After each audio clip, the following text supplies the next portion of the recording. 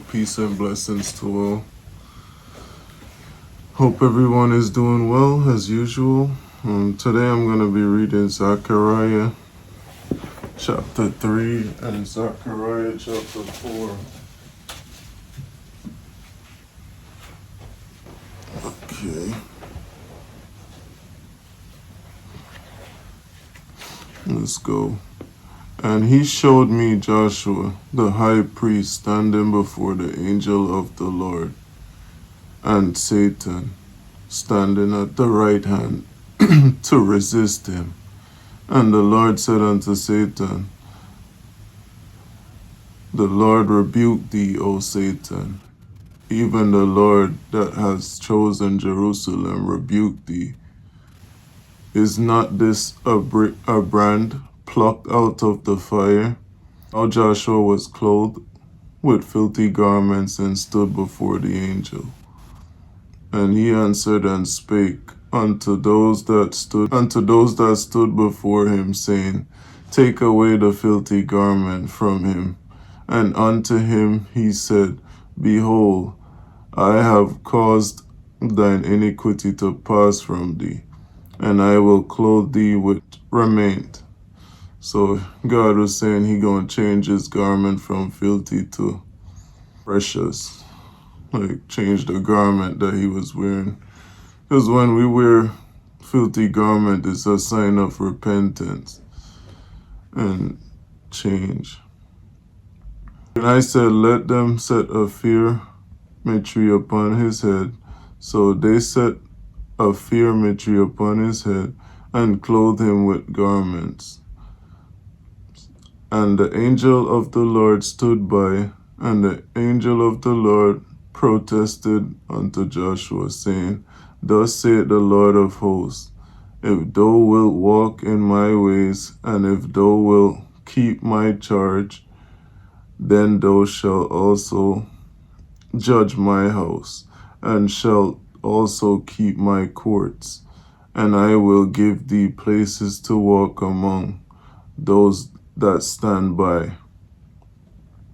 Hear now, O Joshua, the high priest, thou and thy fellows that sit before thee, for they are men wondered at.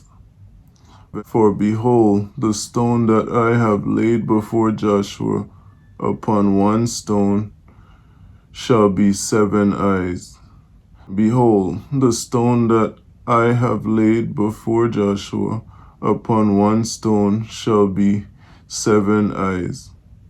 Behold, I will engrave the graven thereof, saith the Lord of hosts, and I will remove the iniquity of the land in one day. And I will remove the iniquity of that land in one day. In that day, saith the Lord of hosts, shall he call every man his neighbor under the vine and under the fig tree. And the angel that talked with me came again and waked me. So God is saying that in one day he could change certain things. God could really change anything in like a couple minutes, but he was showing him in order to rebuild certain things, especially when it comes to the temple. Because every day we're at war with ourselves, whether we realize it or not. It's not just, when you warring with somebody, it's not just warring with your enemies. You know what I mean? Like it's a principality thing. Because what inside of you that cause you to hate somebody else? Or what inside of you that's being irritated by somebody else? You understand? Those are deep questions. So let me read. And the angel that talked with me came again and waked me, as a man that is wakened out of his sleep, and said unto me, What seest thou? And I said, I have looked, and behold, a candlestick all of gold, with a bowl upon the top of it, and his 7 lamps thereon, and 7 pipes to the 7 lamps, which were upon the top thereof. So you notice God always using 7. Because you see, even back in verse 9, he said, "Behold, the stone that I have laid before Joshua, upon one stone shall be 7 eyes. Behold, I will engrave the graven thereof, saith the Lord of hosts, and I will remove the iniquity of that land in one day." So you see God use 7 a lot. It's very symbolic. Even with the 7 golden sticks and everything break down back to the 2 olive trees. So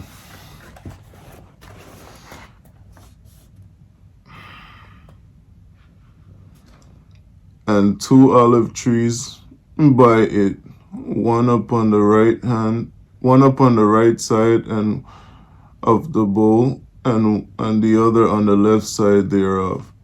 So I answered and spake to the angel that talked with me, saying, "What are these, my Lord?" Then the angel that talked with me answered and said unto me, "Knowest thou not what these are? Knowest not what these be?" And I said, "No, my Lord."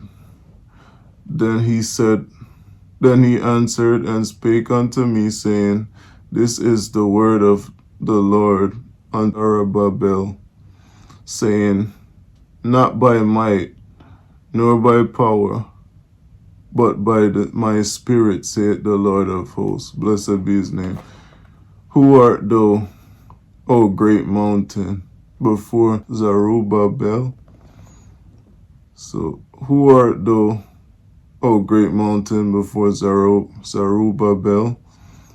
Thou shalt become a plain, and he shall bring forth the headstone thereof with shoutings, crying, "Grace, grace unto it." Moreover, the word of the Lord came unto me, saying, "The hands of Zerubbabel have laid the foundation of this house. His hands shall also finish it. And thou shalt know that the Lord of hosts has sent me unto you. For who has despised the day of small things? For they shall rejoice and shall see the plummet in the land of Zerubbabel. With those 7, and are the eyes of the Lord, which run to and fro the whole earth. Then answered I and said unto him, "What are these 2 olive trees unto the right of the candlesticks and upon the left side thereof?" And I answered again and said unto him, "What be these 2 olive branches, which through the 2 golden pipes empty the golden oil of themselves?" So let me read that again. Verse 11. Then I answered and said unto him, "What are these 2 olive trees upon the right side of the candlesticks and upon the left thereof?" And I answered again and said unto him, What be these 2 olive branches, which through the golden pipes empty the golden oil out of themselves?" And he answered me and said, "Knowest thou not what these be?" And I said, "No, my Lord." Then said he, "These are 2 anointed ones that stand by the Lord of the whole earth." Like he have a whole bunch of chosen ones. So the 2 olive trees could be the church, right? And the people that's chosen but not in church. You get what I'm saying? So it goes a long way. Because when God speaks, He speaks in parables. And He only leave basic instruction. And many are called, but few are chosen. There's a reason why. Because God, everybody around you, if you look around you, everybody was called, but nobody took heed to God's word. It's like almost people they're irritated by God. It's not really them, it's the spirit that's inside of them. So it's like God said, it's very important to deny yourself, because our self will lead us astray. Just like I was watching this video yesterday, shout out to Jacob Israel too. And he was talking about a very important topic, how the war is not outside of our body. It's really inside of our body, because if we get things right, it's like almost like everybody's asleep.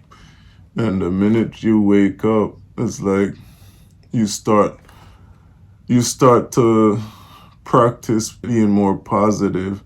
And then by doing that, it molds everything else around you. You get what I'm saying?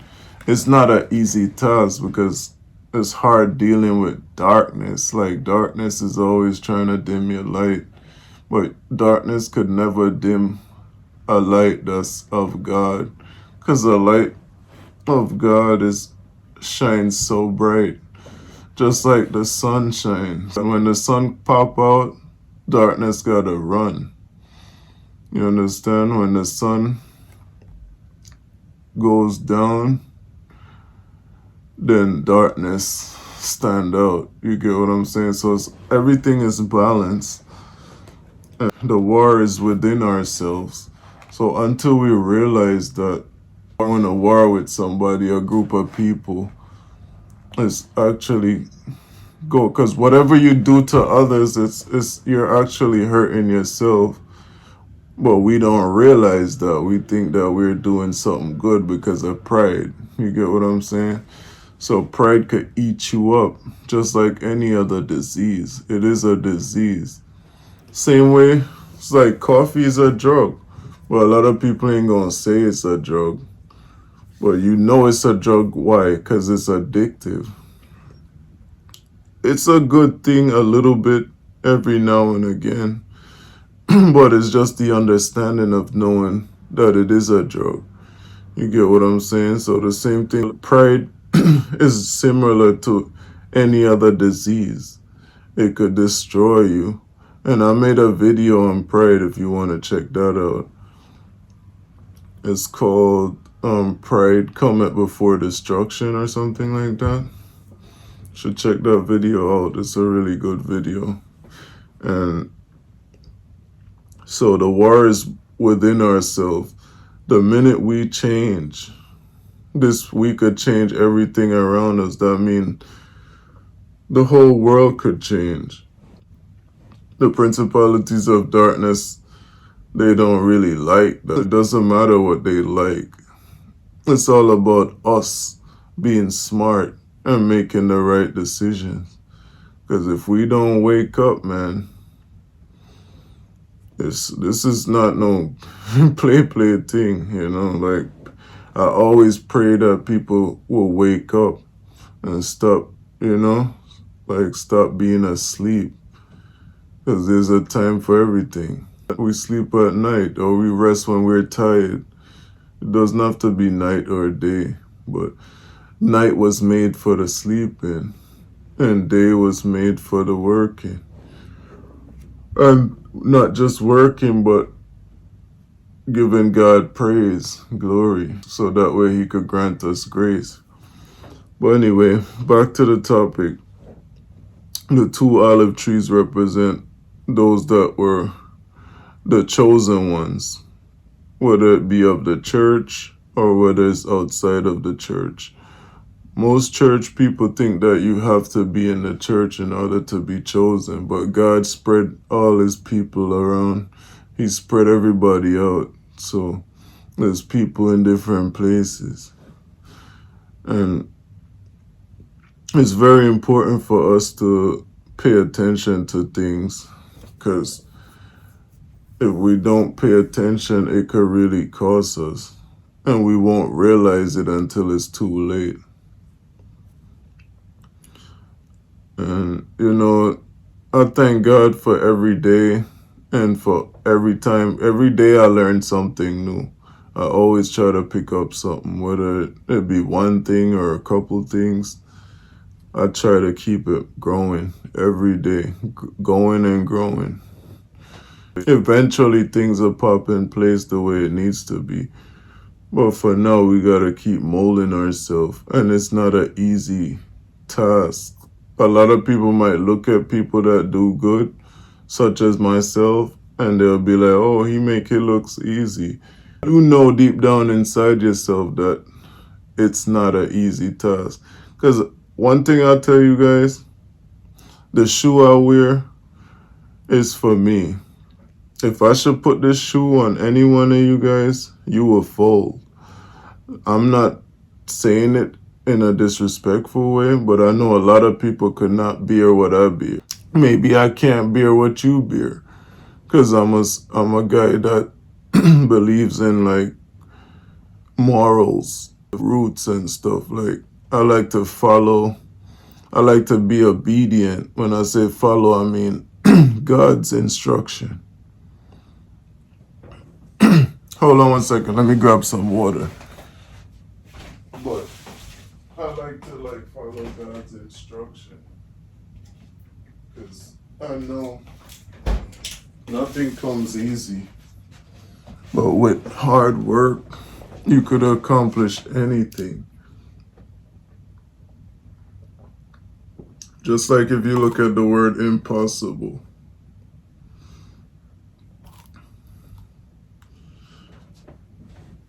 If you really break that word down, it says, I'm possible.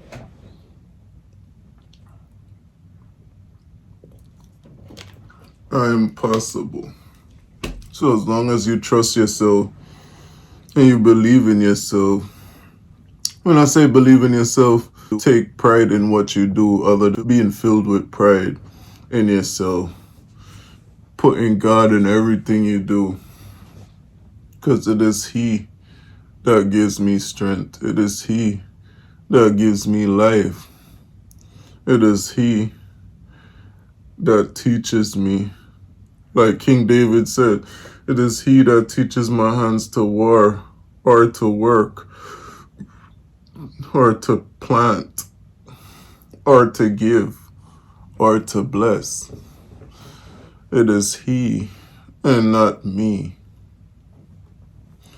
So, you know what I'm saying? Like, the two olive trees go a long way, because it could both represent, that's what it basically represents. The church, which is the body of Christ, and the Gentiles, which is the outsiders that God has chosen.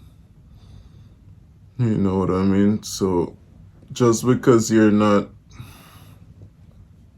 in the church, like everybody got a task to do. Just like you have a movie, right? You have the narrator, you have different people that plays different scenes, and everybody have their own role, their own position. And that's the same way with God. Like everybody spread out, everybody have their own task, and eventually everybody will be gathered together. But we all have the same task. And it's very important for people to really, really comprehend, really build a relationship with God, because He's the only one that could really change us. We can't even change of our own free will and accord. I ain't gonna lie, I did everything because it's mind over matter. Like, I stopped smoking cold turkey, and I don't even drink like that anymore.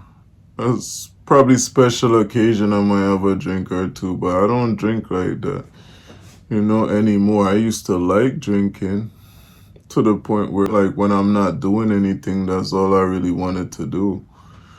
So I thank God for, like, using me, and I pray that He continues to use me, and hopefully I could be a blessing to other people that's lost or that could relate to me, or we both have the same story, but we don't know it. Because you see, that's how God works mysteriously.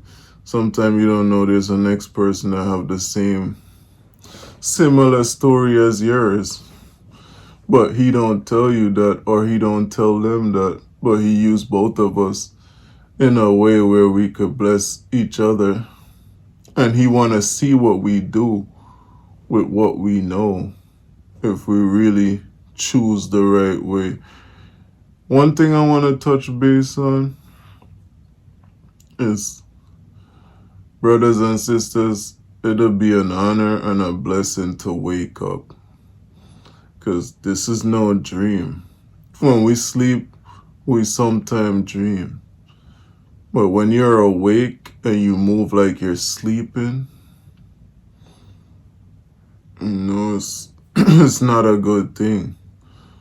So I pray for you guys. I love you guys. Hopefully you understand what I'm trying to say, and hopefully everything I say makes sense. There was one more thing I wanted to mention.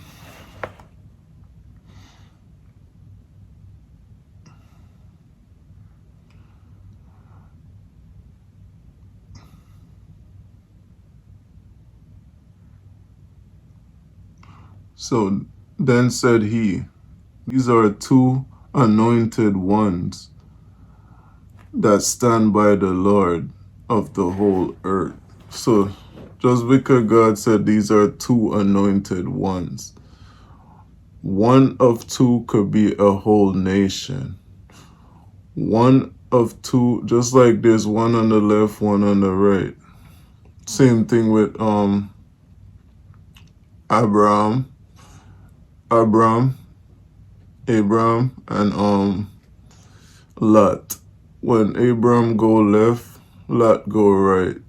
When Abraham go right, Lot go left. Same thing with Cain and Abel. They went through it too, left and right. It's sad how it turned out, but that's what I'm trying to say. Same thing with Jacob and Esau. Same thing with a lot of brothers, like a lot of the prophets. One go this way, the other go the other way. And eventually they'll meet up again. But it's just like two masters can't live in one thing, because same thing with John the Baptist and the disciples. Like, John didn't really like the point that the disciples was baptizing, but God was saying that it is a task. John could do it on one side and the disciples do it on the other side to get the job done better and more organized, swifter.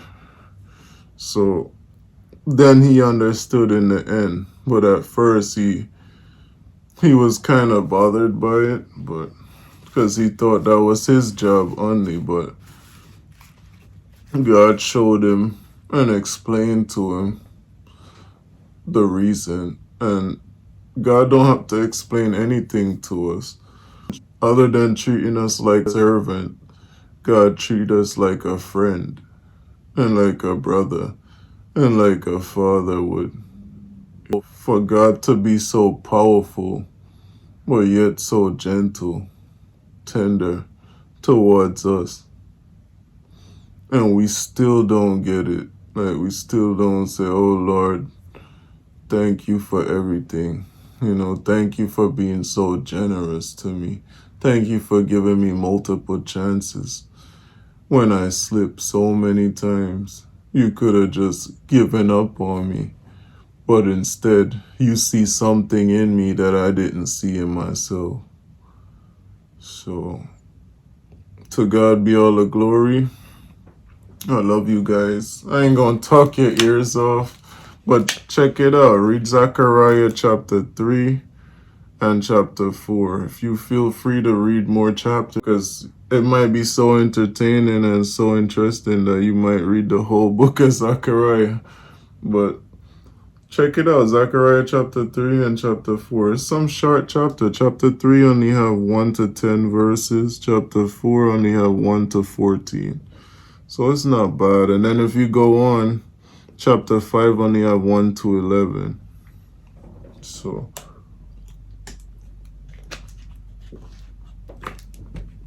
you read the Bible more, sometimes it'll seem like it's even reading you. And you always learn something new. God have the best content. So with that being said, share, like the video, subscribe. Don't forget to subscribe. And comment down below. Let me know what you think, or if I should do a topic on a particular subject. God bless you, and I love you as usual. And this is a little bump I got. I don't know where it came from. I just been breaking up certain spots sometime. This is just protein, but yeah, it's not important. With that being said, love you, and I'll see you in the next one. Peace.